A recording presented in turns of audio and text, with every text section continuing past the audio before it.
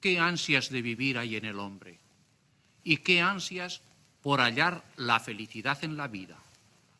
¿Cuántas preocupaciones tienen los hombres por los problemas de la vida? ¿Verdad? Preocupaciones por problemas internacionales, por problemas nacionales, por problemas familiares y de índole individual. No tendré aquí, entre los que me escuchan, a más de uno que esté padeciendo alguna preocupación. ¿Qué preocupaciones de todos los órdenes, el científico, el técnico, el industrial, el agropecuario y el económico, absorben la actividad de los hombres? El mundo entero está asediado de preocupaciones de las que no se puede desembarazar. Tendré que alargarme un minuto más para probar que en el mundo hay hondas preocupaciones sobre el problema del vivir y de hallar la felicidad. ¿Y del problema religioso? ¿Cómo contrasta con aquellas preocupaciones la despreocupación religiosa, el descuido por el problema religioso? El problema religioso para muchísimos está orillado, ni le hacen caso, no quieren saber de él. Les tiene completamente sin cuidado. Y hay quien lo desprecia y hasta quien lo odia. ¿No conocéis, señores, a hombres que desprecian y aún odian el problema religioso? Yo, ahora, a hombres, esta es la gran ventaja de hablar a hombres, el que se puede hablar a lo característico del hombre, que es la inteligencia. Yo, ahora, a hombres y en serio, quisiera simplemente hacer unas reflexiones sobre este proceder en la despreocupación religiosa. Os invito no a oír, sino a pensar, a adentraros todos en vuestro interior y a meditar. Pueda ser que ante esta mi invitación haya alguien que la coja con desdén e indiferencia y que, encogiéndose de hombros, diga despectivamente: el problema religioso es que no me interesa en absoluto, me tiene completamente sin cuidado. Y a ese que así procede, yo quiero hacerle pensar: tú eres hombre, ¿sabes lo que me dices? ¿Que no te interesa el problema religioso y que por eso no te preocupas de él? ¿Y qué? ¿Tú crees que por no interesarte un problema deja este de existir? Sería el gran medio de deshacernos de los grandes problemas que nos acosan. Si por no interesarse uno de los problemas estos desapareciesen, qué gran medio para que la tuberculosis y el cáncer y los infartos del corazón, problemas para la humanidad y para la medicina, dejaran de existir. Si por no interesarse uno desaparecieran los problemas, qué fáciles serían las soluciones. Encogernos de hombros y decir: ¿y a mí qué me importa el cáncer y la tuberculosis y los infartos del corazón? Y se acabaron de una vez esos azotes de la humanidad. Si eres hombre, no puedes desembarazarte de un problema como el religioso despreocupándote y no interesándote por él. Lo propio de todo hombre, digno de serlo, es investigar en el problema, conceder al problema la atención reposada y seria que a problemas de menor cuantía le concede en la vida todo hombre serio. Hombres, pensad siquiera una vez. Hay otra clase de hombres que ante el problema religioso se permiten creer que ellos son libres para pensar lo que quieran. Son el tipo de hombres que tienen temperamento indómito, rebelde. Y con temperamento de hombre rebelde y de hombre independiente, qué bien cae en su boca esta palabra que lo llena todo, todo. Yo soy libre para pensar lo que quiero. Yo no quiero encadenar mi pensamiento con dogmas. ¿Y cómo te creces diciendo eso? Quisiera tenerte yo a ti a 2 pasos de mí y mirarte de hito en hito y de arriba abajo sin pestañear y decirte, mírame, fijo, y ahora óyeme, libre para pensar lo que quieras, falso. ¿Que yo no soy libre? Óyeme, tú no eres libre para pensar lo que quieras. Y además, te advierto que vas a entender perfectamente el cómo tú no eres libre para pensar a tu antojo. Pruebo lo que te afirmo. Dime, ¿cuántas son 2 y 2? Cállate, que me adelanto yo y respondo por ti. 2 y 2 son 4. No eres libre para decirme que son 3 ni 5. Me tienes que decir, quieras que no, que 2 y 2 son 4. Óyeme bien, doctor, que no cesas de clamar amplia libertad de ideas.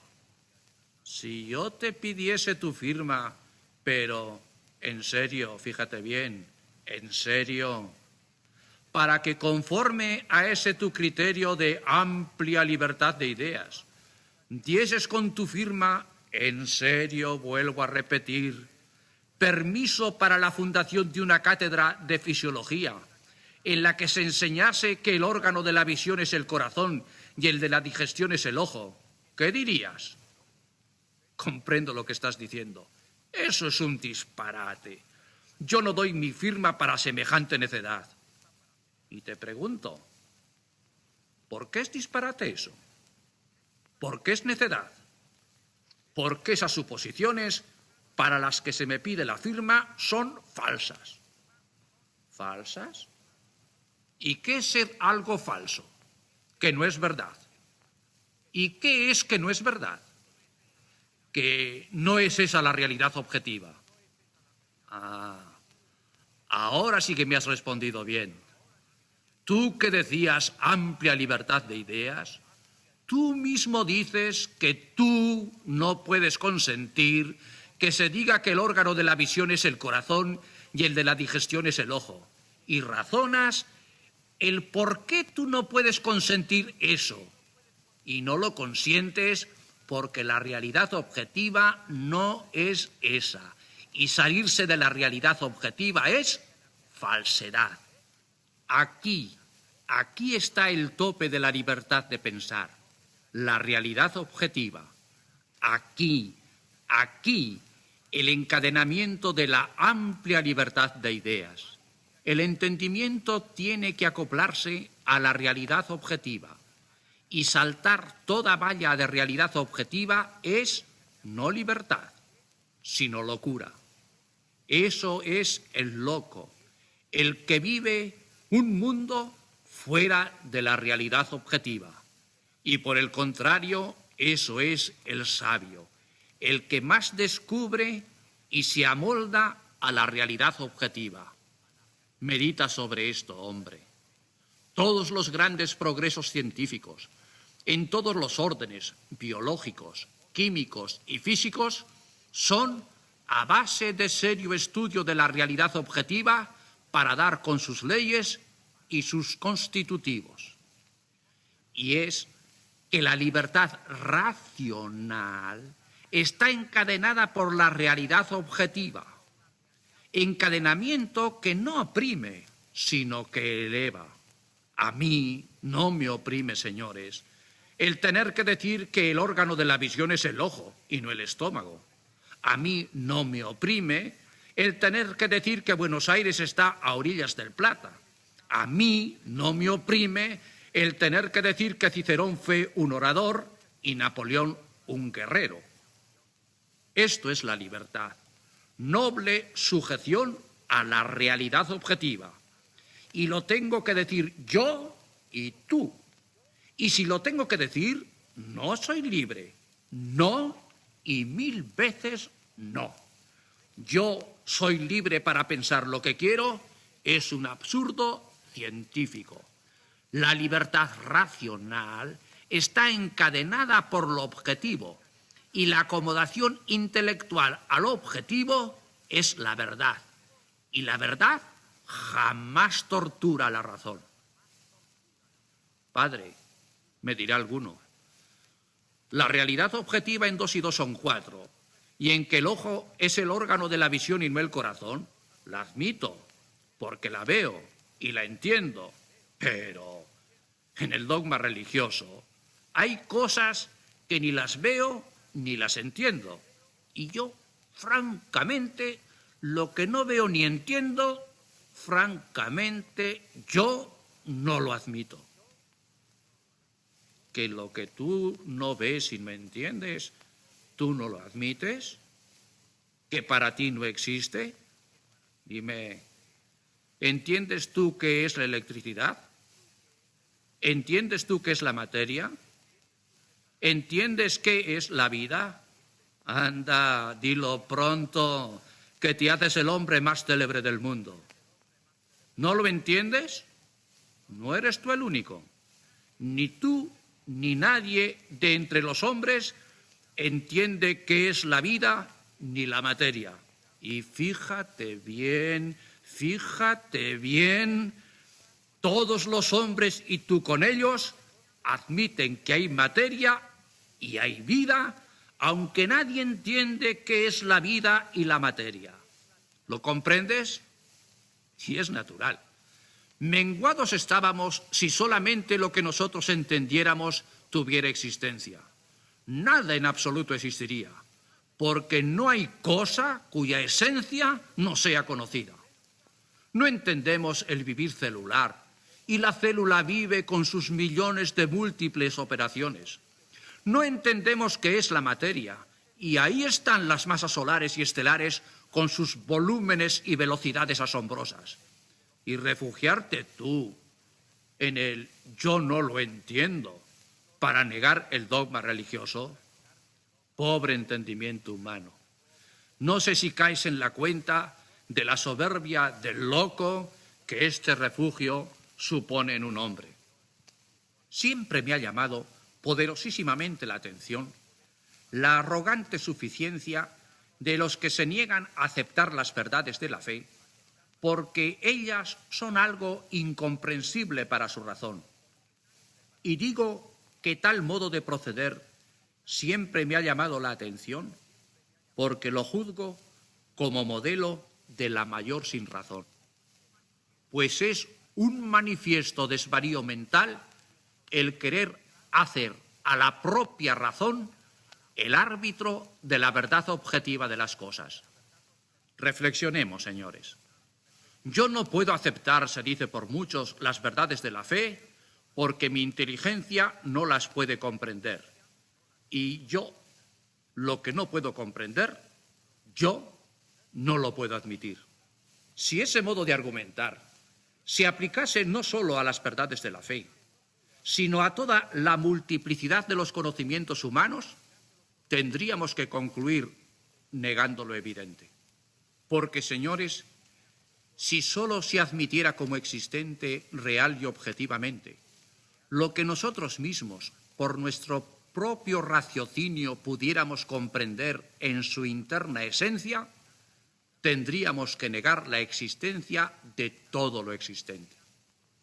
Porque no hay entendimiento humano que por sus propias fuerzas intelectuales pueda conocer la íntima esencia de nada de lo que existe.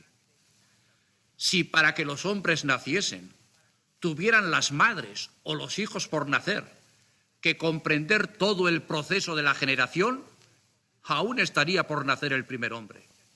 Ni el hijo ni la madre ni el Padre, ni los embriólogos del mundo entero conocen ni entienden la maravillosa y complicadísima evolución ontológica del hombre. Y lo que se dice del nacimiento del hombre puede extenderse al nacimiento de cuanto ser viviente, animal y vegetal existe en el planeta que habitamos.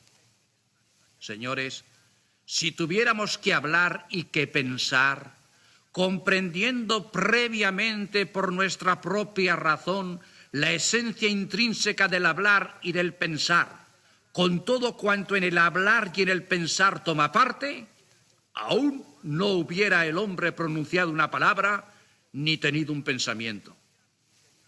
Se pudieran multiplicar indefinidamente los ejemplos en los que aparezca con absoluta evidencia el absurdo contenido en la afirmación: yo no puedo admitir la existencia de lo que por mi propia razón no comprendo.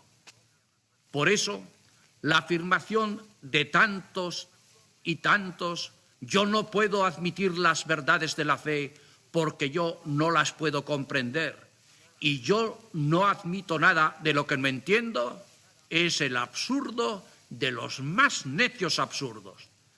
Porque la razón de la existencia de las cosas no depende de que el entendimiento humano las comprenda o no las comprenda. No existen las cosas porque el entendimiento humano las conozca. Este es el desvarío de los desvaríos, sino que las conozca o no las conozca, las entienda o no las entienda, las comprenda o no las comprenda el entendimiento humano, las cosas son en sí lo que son. Y ahora paso a ocuparme de una peculiar modalidad de hombres, muy de hoy en día, que ante el problema religioso, coincidiendo esencialmente con quienes lo niegan porque no lo comprenden, adoptan una posición aparentemente más respetuosa, más fina, más enguantada, más correcta socialmente. Padre, me dicen, yo, por técnica, por ideología, lo palpable, lo experimentable, eso sí, eso lo admito.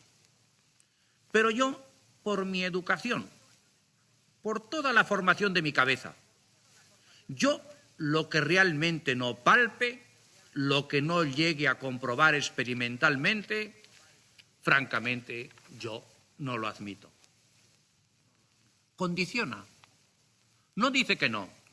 Mientras no palpe, mientras no experimente, cuando palpe, entonces sí. ¿De veras? Voy a tener que ser un tanto duro contigo, pero no por quererte mal. El cirujano en el quirófano es duro, abre y corta, pero no abre y corta como el asesino para dar una puñalada. Corta para sanar. Yo, en el momento actual, quiero obrar así contigo, hombre que me escuchas. Te ruego me perdones la pregunta que te voy a hacer. Bien sabe Dios que no es para molestarte. ¿En nombre de tu madre? ¿Cuál es? Dime, ¿cómo se llama tu madre? No lo dudo. Todos habéis recordado un nombre, una fisonomía. ¿Tu madre cómo se llama? ¿Y la tuya? ¿Y la tuya? ¿Cómo tenéis en vuestra mente y en vuestro corazón a vuestra madre?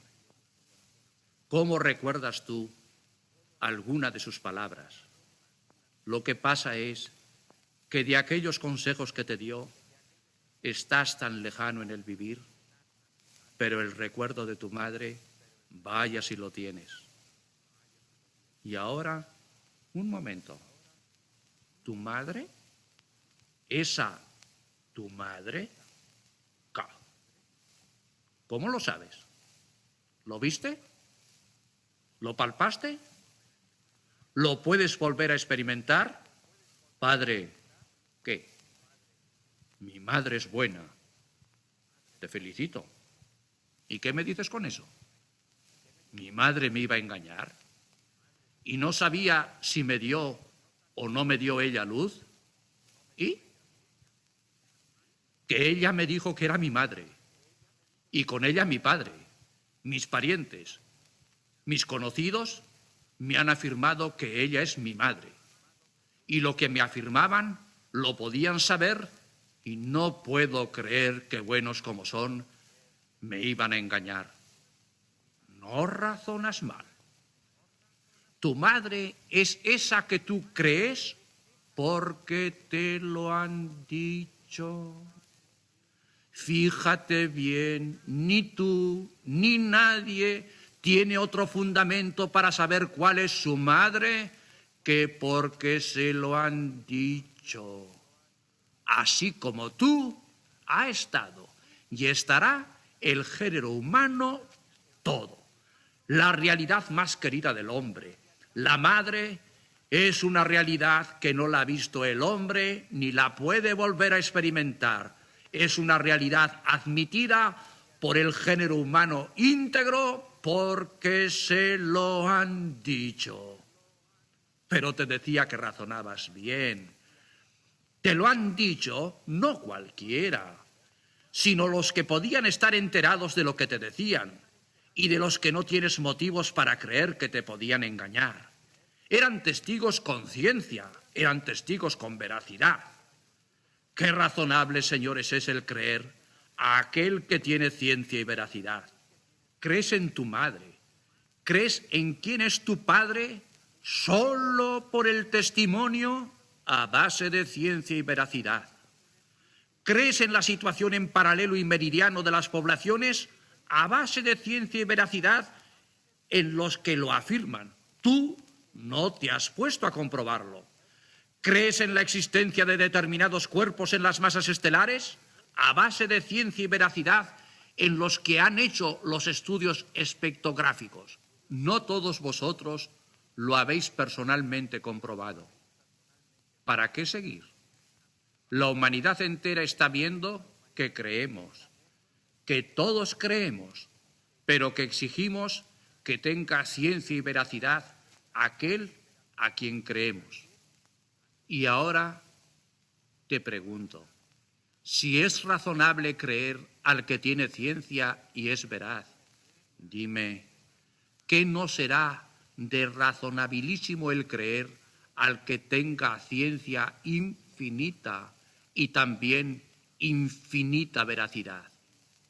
Y esta, y no otra, es la conducta del creyente, la de creer a la infinita sabiduría y a la infinita veracidad.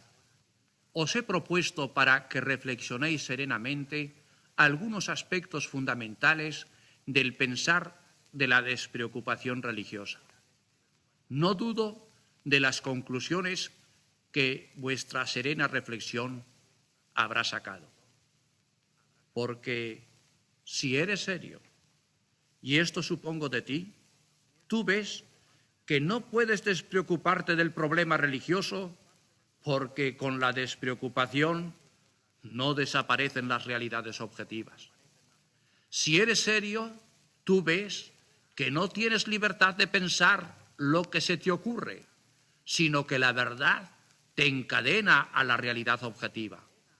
Si eres serio, tú ves que existen en tu vida realidades sin que tú las comprendas ni las entiendas.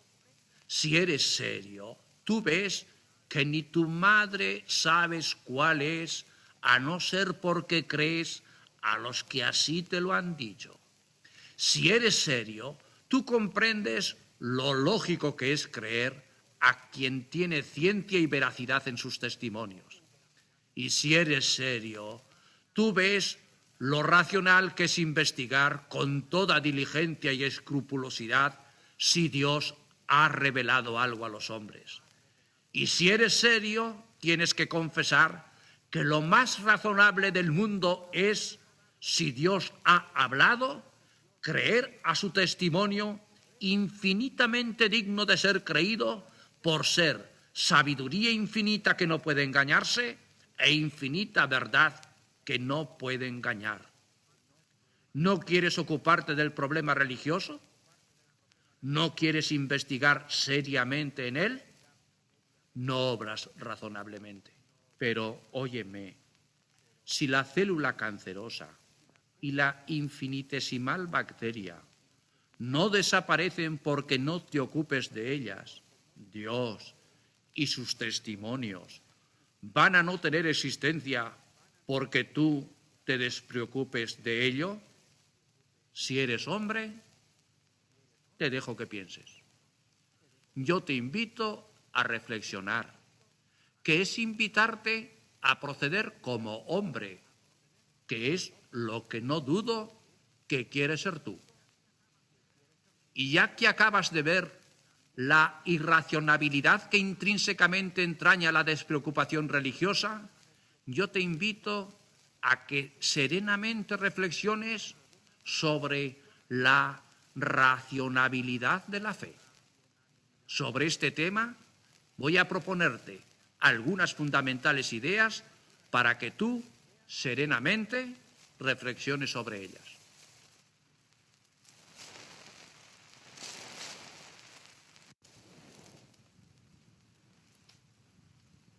Os invitaba en la conferencia sobre la irracionalidad de la despreocupación religiosa a que reflexionaseis con serenidad sobre lo razonable que es el creer, el tener fe religiosa, cuando se sabe cuál es la naturaleza de la fe. Por eso vamos ahora a exponer cuál es la naturaleza de la fe, para que vosotros mismos seáis los que saquéis la conclusión de que la fe es lo más razonable para el hombre. El hombre, aun en el orden puramente natural, posee dos medios y caminos para conocer la verdad. El uno es el de su propio raciocinio y el otro, el de la aceptación intelectual de las verdades que le son propuestas por los demás. Si examinamos con sinceridad nuestros conocimientos, veremos que son escasísimos los que poseemos directamente por nuestro propio raciocinio y experiencia. La inmensa mayoría de las cosas que conocemos, las conocemos por el conocimiento de los demás a los cuales nosotros creemos.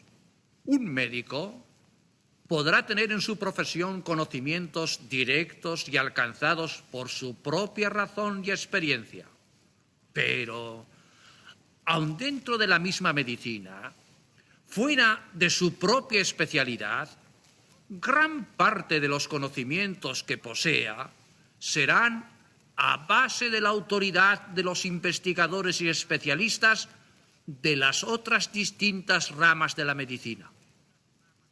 Y si eso sucede al médico, aun dentro de los conocimientos totales de la medicina, se comprende al momento con cuánta mayor razón ha de poseer los conocimientos de las demás disciplinas del saber humano, exclusivamente a base de la aceptación de las verdades propuestas por los especialistas de indiscutible autoridad en sus respectivas materias.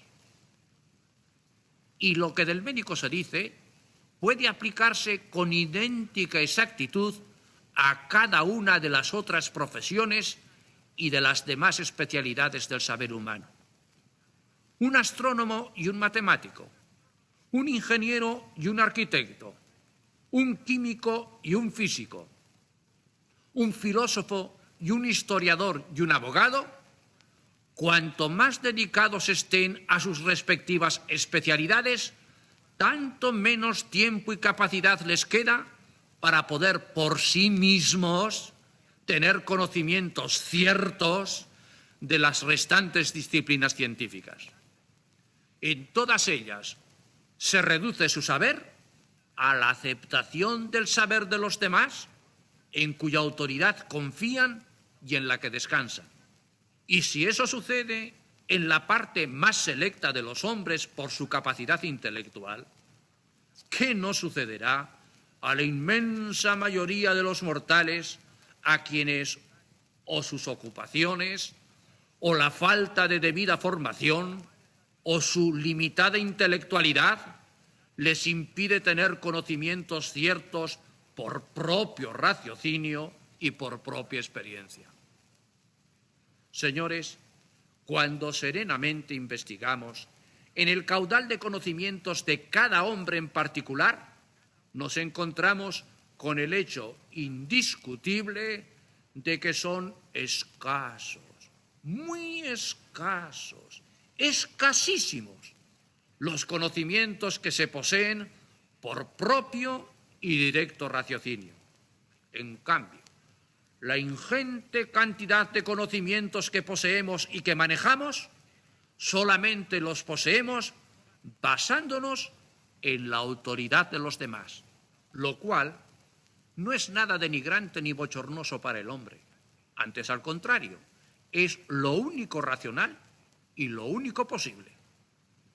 Sería un prototipo de desvarío mental en una fase de demencia, de delirio de grandezas, el creerse un individuo capaz de conocer por directo y propio raciocinio, no digo las infinitas ramas del saber humano, pero ni siquiera una de ellas en una sola de sus especialidades. Así es necesariamente el conocimiento humano, aun tratándose del orden natural al cual tiene potencia intrínseca de conocer. Si de la vida científica pasamos a la vida social y práctica, aparece con mayor nitidez, si cabe, la absoluta necesidad de aceptar el testimonio de los demás desde las cosas más trascendentes a las más triviales de la vida. El conocimiento directo y por propio raciocinio en la vida social y práctica es sumamente limitado. Necesariamente, señores, tenemos que creer a los demás. Nadie en este mundo puede saber por ciencia directa y por propio raciocinio y propio conocimiento experimental quiénes hayan sido sus padres. A todos los hombres, sin excepción, no les queda otro medio para saber quién ha sido su padre y quién ha sido su madre que aceptar el testimonio de los demás. Este hecho, tan trascendental para la vida del hombre, descansa exclusivamente en la fe humana. La fe se impone necesariamente en la vida del hombre. Partiendo de este hecho tan trascendente, podemos ir recorriendo toda una indefinida serie de actos con los que está zurcida toda la vida social humana, y en todos ellos se impone con necesidad imperiosa la aceptación del testimonio ajeno. La vida social, sin la fe humana, sería algo del todo imposible. Si alguien se empeñara en proceder siempre por conocimiento directo y por propio raciocinio y por sus experiencias personales, su vida se habría hecho un imposible, porque imposible es que uno por sí mismo sepa con ciencia propia y personal si el médico hizo bien tal o cual diagnóstico, si la radiografía estaba bien o mal tomada o bien o mal interpretada, si los análisis clínicos eran exactos y si los medicamentos recetados eran en realidad de la composición química debida. Si de estos ejemplos, concernientes a la salud corporal, pasamos a los de tipo comercial o jurídico o de otra cualquiera actividad social, nos encontramos de idéntica manera con que toda la trama del vivir social humano descansa sobre la única base del asentimiento que voluntariamente prestamos a las afirmaciones en los demás. Así es, señores, la fe humana es intrínsecamente necesaria al hombre. Sin fe es del todo imposible la vida, lo mismo en ciencia que en vida social. Naturalmente, que para que esta fe humana sea razonable, No nos fiamos de cualquiera, ni creemos sin más ni más. Nos fiamos de aquel que para nosotros tiene autoridad para que se le crea. Y esa autoridad para que a alguien se le crea y se acepte consciente y voluntariamente sus afirmaciones está integrada por dos notas del todo necesarias y esenciales. Estas dos notas son su saber y su veracidad. Sin esas dos notas, en el que propone o afirma una cosa, no se puede razonablemente creer en su afirmación, porque no puede ser razonable creer al que no sabe lo que afirma, o puede consciente o inconscientemente mentir y engañar en lo que atestigua. Pero donde estas dos notas existan, donde exista un verdadero conocimiento de lo que se afirma y donde exista una absoluta veracidad en la afirmación de ese verdadero conocimiento, no puede caber la menor duda que lo único verdaderamente razonable y absolutamente lógico es que se acepte lo así propuesto y afirmado. El que tiene ciencia cierta de lo que afirma y es enteramente veraz en su afirmación, ese tiene auténtica autoridad para que se le crea cuando propone algo para ser creído. Pues bien, señores, con estas ideas que acabamos de exponer, tomadas de la vida humana real y cotidiana, estamos ya en condiciones de entender con facilidad cuál sea la naturaleza de la fe sobrenatural. Si aun en el orden puramente natural existen un sinnúmero de cosas a las que solamente podemos conocer por el testimonio de los demás, ¿cómo ha de parecer extraño que no podamos conocer por nuestras propias potencias intelectuales la existencia de verdades que superan el orden puramente natural? Nuestro entendimiento es intrínsecamente incapaz de conocer por sus propias fuerzas esas verdades que pertenecen a un orden distinto y superior al orden de la naturaleza humana. Pero lo que para el entendimiento humano es necesariamente oculto por su propio raciocinio y por su conocimiento directo, puede perfectamente serle conocido si le es descubierto y le es comunicado por otra inteligencia superior. Esto es de absoluta evidencia, señores. El entendimiento humano, dejado a sus propias fuerzas y posibilidades, es intrínsecamente incapaz para conocer las verdades que exceden al orden natural. Pero el entendimiento humano puede conocerlas si esas verdades le son debidamente reveladas y descubiertas. Y esto es, señores, lo que sucede en la fe sobrenatural. Dios, señores, es la infinita y suma verdad. La infinita y suma verdad en su esencia. La infinita y suma verdad en su conocer. Y la infinita y suma verdad en su afirmar. De ello se deduce que Dios es la infinita y suma autoridad cuando habla. Y así como cualquiera que proceda razonable y lógicamente, tanto más creerá y aceptará lo que se le afirme y proponga, cuanto mayor sea la autoridad de la persona que lo atestigüe, del mismo modo, y aun con muchísima mayor razón debe el hombre aceptar lo que le haya sido propuesto por la infinita autoridad de Dios.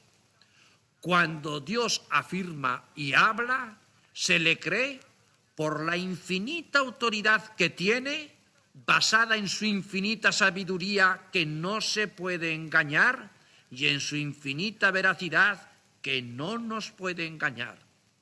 Se comprende la injuria que se le haría a Dios al no creerle cuando Él habla, porque ello sería atreverse el entendimiento humano a negar o retardar su asentimiento hasta ver Él, el entendimiento humano, por sus propias fuerzas, si era verdad lo que Dios le afirmaba.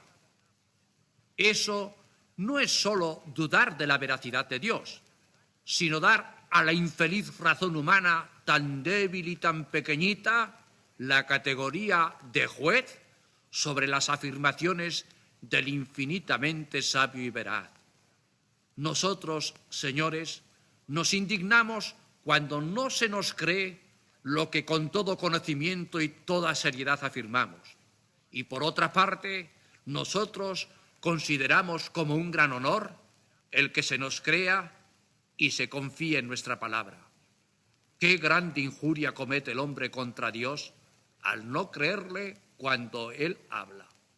Y qué justísimo tributo de honor se le hace a Dios al creerle cuando Él afirma. No se le cree a Dios porque se comprenda y se entienda lo que ha afirmado, sino exclusivamente porque Él así lo ha dicho y revelado. Él lo ha dicho, Él lo ha afirmado, Él es la suma verdad, Él por consiguiente tiene la suma autoridad para ser creído, tan solo porque Él así lo ha dicho. Aquí tenéis, señores, la naturaleza y la esencia del acto de fe sobrenatural. Por ser Dios infinitamente sabio que no puede engañarse, e infinitamente veraz que no nos puede engañar, resulta evidente que con esos dos atributos divinos nos proporciona la absoluta certeza al aceptar las verdades que Él atestigua. ¿Y eso es fe? La aceptación intelectual de lo propuesto por Dios, por la autoridad infinita que Él tiene, basada en su infinita sabiduría y en su infinita veracidad. La fe es un verdadero conocimiento, no es un sentimiento, es la afirmación de verdades afirmadas por Dios. La fe es una convicción de las cosas que no se ven por la propia razón, pero que son verdaderamente manifiestas y conocidas al entendimiento humano por la revelación de Dios. No se admiten las verdades de la fe porque las conozcamos por la evidencia interna de las mismas mediante nuestra sola razón natural, sino porque por la autoridad de Dios que nos ha revelado, las aceptamos intelectualmente con absoluta persuasión. Con su agudísima inteligencia condensa en estas sencillas frases San Agustín el porqué de nuestra fe. No es pequeña parte de nuestra ciencia unirse al que sabe. Él tiene ojos para conocer. Tú tenlos para creer. Dios ha afirmado, yo no puedo ni deliberar ni dudar, porque lo que Dios afirma necesariamente tiene que ser verdadero. Caigo bien en la cuenta de lo que alguno está diciendo en su interior. Es imposible escapar de la evidencia del raciocinio sobre la racionalidad de la fe. Pero todo ese raciocinio descansa en la realidad de que Dios nos haya hablado y revelado algo. Dirá alguno, ¿y cómo puedo estar del todo seguro de que Dios nos ha hablado y nos ha revelado las verdades que llamamos de la fe? Qué gran satisfacción me da el que el hombre se sitúe en esa posición. Eso es colocarse en el terreno digno de un hombre racional, de un hombre que proceda como tal. Racionalmente no es el refugiarse en un no me interesa, sino el de exigir pruebas que le garanticen que Dios nos ha hablado y revelado las verdades de la fe. Esa posición de pedir pruebas que sean segura garantía de que Dios ha hablado y nos ha revelado las verdades de la fe, es la misma Iglesia la que nos instiga y ordena a que diligentemente investiguemos sobre la realidad de la revelación divina. Qué llena de verdad aparece la Iglesia y qué inconmoviblemente segura de su doctrina cuando con toda su autoridad manda y ordena que ya que los hombres tienen que aceptar lo que Dios ha revelado, investiguen diligentemente sobre la realidad de la revelación, para que la razón humana, escribe Pío IX, no se engañe y equivoque en un negocio de tanta trascendencia. Es necesario que investigue con diligencia sobre el hecho de la existencia de la divina revelación para que le conste con certeza que Dios ha hablado y así le pueda ofrecer a Dios, como dice el apóstol San Pablo, el obsequio razonable de creerle. Para que podamos creer con entera seguridad, del modo más firme, las verdades de la fe, tenemos que estar completamente ciertos de que Dios así lo ha revelado. Porque sin esta certeza, nuestra fe no sería razonable. Bien valientemente y llena de consciente seguridad, insiste la Iglesia en que se debe de estar absolutamente cierto de que Dios ha hablado para poderle creer. Por eso urge, por eso manda, que se investigue sobre la existencia real del hecho histórico de la revelación divina. Porque para tener fe y acatar la autoridad de la infinita sabiduría y de la infinita veracidad, es necesario estar seguramente ciertos de que Dios ha hablado. Y con razón, señores, insiste la Iglesia, en la seguridad que hemos de tener de que Dios ha hablado para poderle creer. Porque las pruebas y argumentos de haber Dios revelado a los hombres determinadas verdades para que las acepten y crean son manifiestas e inconcusas. Dios, en su infinita bondad, ha tenido la dignación de dejarnos pruebas objetivas, abundantes, ciertísimas, claras y acomodadas a todas las inteligencias para que estuviésemos bien ciertos de que Él había hablado y propuesto determinadas verdades para que las aceptáramos y así fuesen nuestras creencias y fuese nuestra fe verdaderamente razonables. Dios nos ha librado de los peligros del subjetivismo, ofreciéndonos Él abundantes pruebas claras, ciertísimas, objetivas, externas, que atestiguan irrecusablemente que Dios ha hablado, proponiéndonos determinadas verdades para que nosotros las aceptemos. Qué buenísimo ha sido Dios con los hombres, señores. Y ahora yo te pregunto, ¿cuándo te has puesto tú a investigar si Dios, la infinita sabiduría y la infinita verdad, ha hablado? ¿Cuándo te has puesto tú, hombre que me escuchas, a investigar si Dios, infinita sabiduría e infinita verdad, nos ha revelado algo? Yo quisiera tenerte a ti cerca de mí para preguntarte cara a cara, ¿cuándo has investigado tú esto en serio? Respóndeme pronto. Mejor dicho, respóndete a ti. La fe te dice, abre los ojos, investiga con toda seriedad y con toda crítica si Dios ha hablado. Cuando después de una seria y crítica investigación te conste ciertamente que sí, que Dios ha hablado, no dirás que el creer no es la cosa más razonable.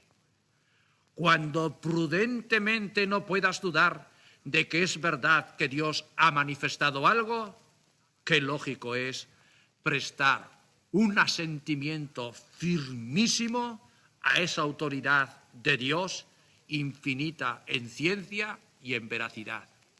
Eso es lo que hace el creyente, creer a la autoridad de Dios que ha hablado y de la cual nos consta ciertamente, sin tener la menor duda prudente, de que en realidad, de verdad, Dios nos ha hablado. Repito mi pregunta, ¿te has puesto en serio, con toda diligencia y verdad, a investigar si es o no cierto el que Dios haya revelado algo, eso tú lo sabrás mejor que yo. Tienes perfecta razón para pedir pruebas por las que estés cierto de que Dios ha hablado y nos ha revelado verdades para que las aceptemos los hombres. Dios nos ha dejado pruebas objetivas, abundantes, ciertísimas, claras y acomodadas a toda inteligencia, que no permitan la menor duda prudente de que Jesucristo, su Hijo, es Dios. Yo te voy a proponer esas pruebas en unos temas que concentran esa serie de pruebas ofrecidas por Dios para probar la divinidad de Jesucristo, su Hijo. Jesucristo en profecía. Jesucristo en el marco de la historia. Jesucristo ante la ciencia racionalista. Y Jesucristo ante su obra. Y cuando ante esas pruebas tú mismo veas que es imposible prudentemente dudar que Jesucristo es Dios, comprenderás lo racional y lo lógico que es el creer a cuanto ese Jesucristo, Dios, se ha dignado enseñarnos y revelarnos. Qué razonable, señores, decía al comenzar esta conferencia, es el tener fe. Fe religiosa cuando se sabe qué es la fe y los fundamentos en que descansa la fe.